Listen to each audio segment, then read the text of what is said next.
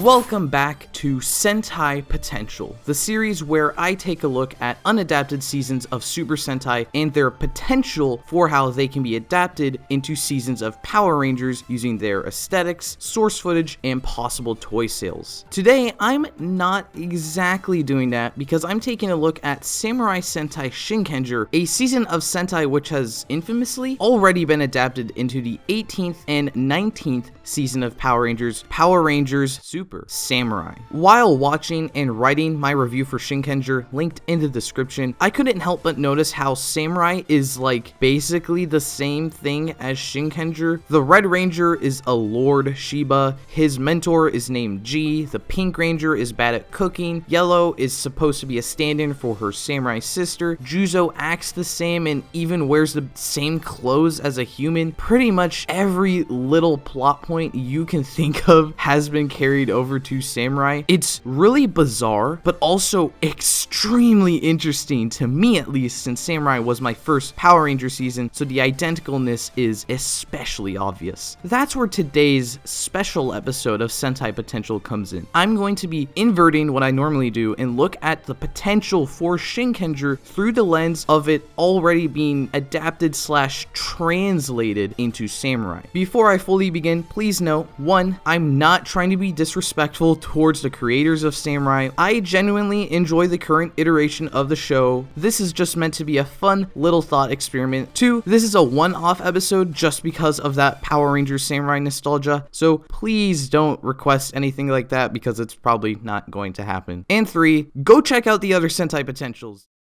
So, regarding the Shinkenger visuals, on one hand it feels very obvious why this season was adapted into Power Rangers, and on the other hand it's a little baffling. Let's start with the obvious part, which is just how cool the aesthetics look. They start this little trend of adding black to the lower body of a Sentai suit, and it creates this really sleek effect. It's a little strange when Samurai are pretty well known for big, bulky armor, but I think the intent is for the Rangers to look more like they're wearing the undersuits, as you can see with the matching black stripes on the torsos. So this is a nice way to tie into the samurai aspect and still look like a spandex clad Sentai team and still do a little bit of something different. Shinken Gold follows this trend by really just being shinier, so he stands out enough to very obviously be the additional ranger of the team, but he doesn't really armor up and change the aesthetics all that much. This carries over to the upgrades as well, which just add new shiny coats instead of, again, armoring up. The suits are detailed enough that they look great in static poses and connect to the samurai theme, but without that armor they don't flop around in fight scenes, which is where Power Rangers took over. As an adaptation, Samurai fully capitalized on the samurai aesthetics by evolving them into fully armored forms with the cockpit modes, and as cockpit modes there wasn't really a need to worry about them flopping around in fights since they're just standing there.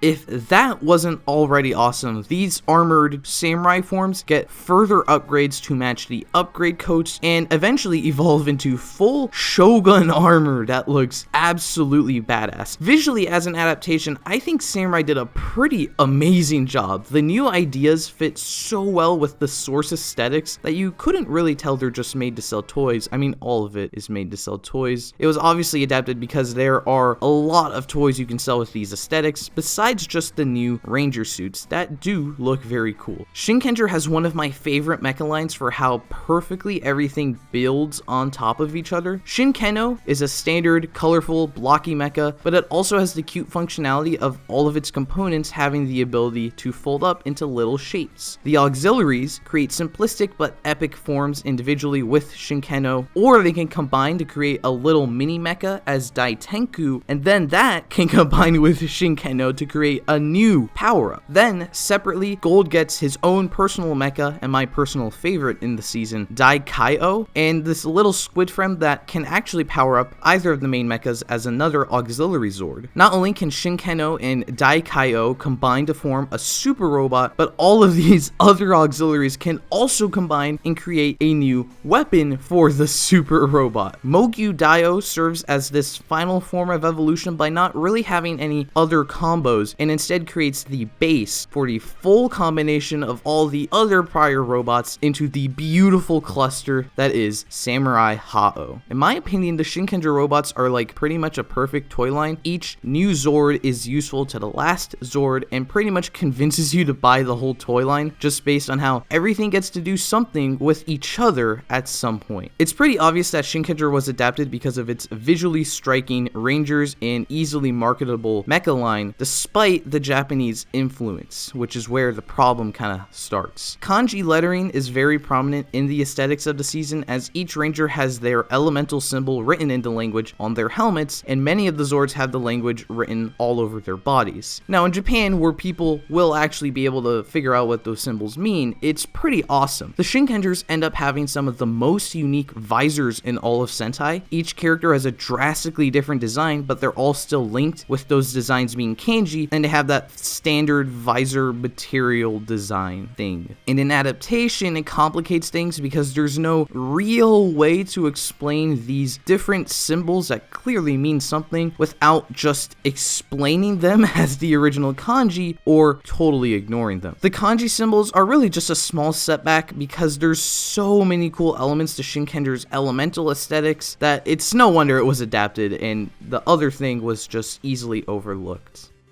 As I mentioned in the beginning, Samurai is pretty infamous for how it handled its source footage. Like, seriously, so much is the same. The Bullzord is connected to some kid in both versions. The body swap episode turns gold into fish instead of sushi, but it has the same PTSD effect. Any changes are presumably to fit an American audience better. Stuff like Blue is a swimmer instead of a kabuki dancer. Gold is a fisherman instead of a sushi salesman. Dokoku does not drink booze. And Daio and Juzo's backstories are changed, sorta. This is actually the biggest story change. Instead of willingly falling into darkness, they're a tragic married couple that were turned into Gedoshu by Akumaro, which seems like a really intriguing story change, but it's probably more likely an attempt to dial down Juzo's genocidal tendencies from Shinkenger.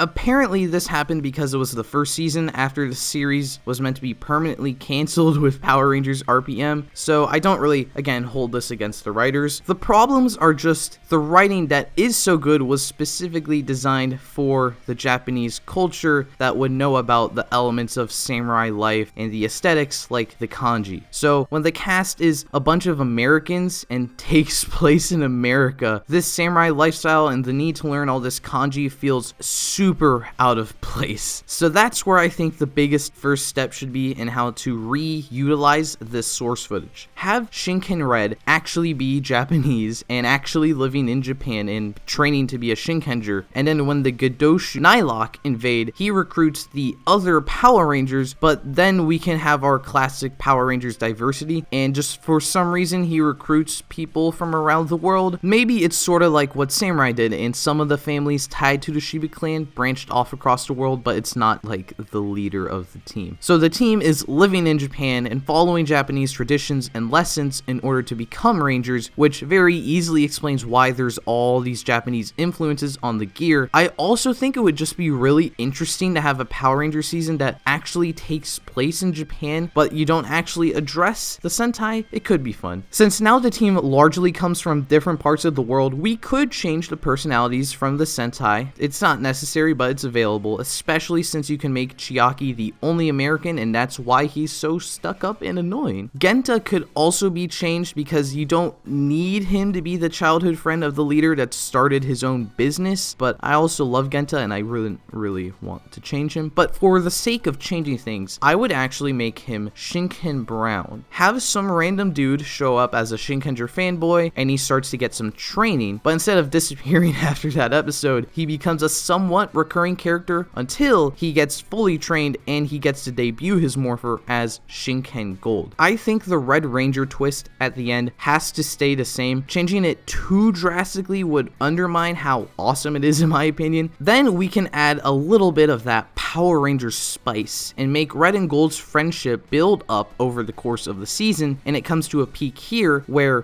Gold creates a new suit for Red to use while the two of them are in exile from the main team. theme. He could have a new, literally shiny Shinken red suit, call him Shinken Crimson, give him a new weapon, a new Zord, have them be a rogue duo of good doer buddies for a couple episodes before Crimson has to come back and lead the Shinkengers and creates a new destiny by merging the Crimson and Red power sets to create a new super duper Shinken red suit, and they all defeat the Nylok together. It's a lot of new stuff, but this is also the stupidest Sentai Potential episode anyways, so I will give out my ideas today no matter how stupid they are.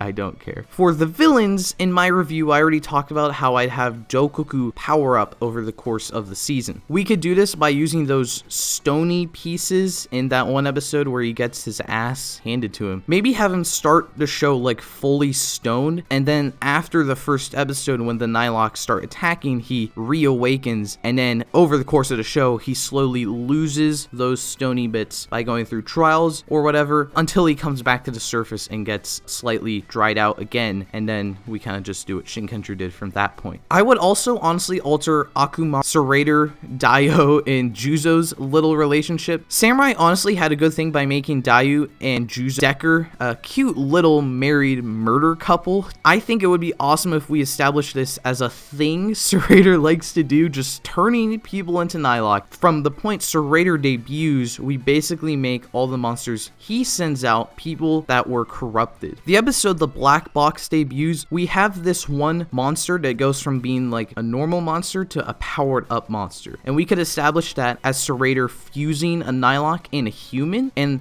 the black box is created to separate them. Basically, the monster grows and then they fight that separate monster version. How Decker and Daio would fit into this is, since they were Akumaru's test subjects, they were more half human, half Nylok, as opposed to the other monsters kind of being a fusion. And in that sense, I think I would also give Daio like a human form. She regularly changes back to a human form. In addition, I think it would be interesting to add another general hybrid. I don't really know how you could really incorporate that. Maybe he's like a super Papyrux that's with Serrator, and then he's defeated later in the show. I didn't really have a big overarching idea this time because, again, I'm doing everything more from the perspective of Samurai already existing. So for this video, I kind of wanted to do well, Samurai just established who Kento Fukamiya's dad is, and that's it. So what else can we do to change that? So feel free to let me know in the comments how you'd either adapt Shinkenger or fix Samurai. It's basically the same difference.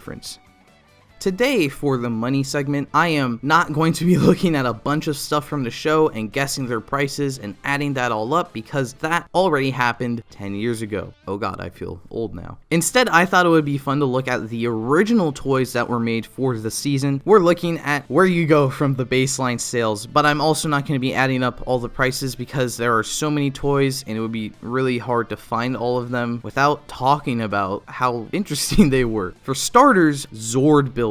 As I talked about earlier, Shinkenger Zords have all this functionality with each other. What Power Rangers did is take this idea and evolve it to an unprecedented scale, adding tons of new connections and ports on all the Zords that allows for more combinations that weren't possible before, adding this beautiful level of playability. They basically made it so you already want to buy all the Zords to create the Gigazord, but in addition, now you want to buy all the Zords to make your own weird Gigazord, half Gigazord combos. Especially how that continues on from like the Zords to just everything else. Like there's new original bikes that include Zord Builder ports, so you can just add like stranger combos to the robots. So not only are you creating new combinations, but you're creating like new combinations. Those Zords would even come with new Ranger figures to add a bit more playability to not only just being a Zord, but now you also get a little character to go with it. There was still a separate figure line, of course, featuring all the main Rangers from the source footage, but also including the new Power Rangers inclusions like Mega Mode and Shogun Mode. Some villains got figures, some Megazords got figures, and even some toy exclusives came into being, like a Shogun Gold Ranger and Rita Repulsa in the Power Rangers Samurai toy line. What the figure line lacked in playability compared to the Zords, like there wasn't a weird mix and match between the figures you could do, it made up for in the sheer size and completeness. You could create your full samurai team and you could just pose them all together, something you couldn't do again in Japan, which doesn't really do figure lines. The roleplay items are fine. I think this is where we kind of downgrade. I mean, I guess we got this cool new Mega Mode sword and you could combine it with the bull cannon and you got a big staff thing. Despite that, Samurai's toy line was still a pretty good success. It took Shinkenger's basic, in quotes, because it's not a very basic assortment of items, it just expanded them, creating so many new play options for kids, so many display options for collectors, and vice versa. With new and original ideas, they made a toy line you didn't want to miss a single entry in, just so you could see where your imagination could take you.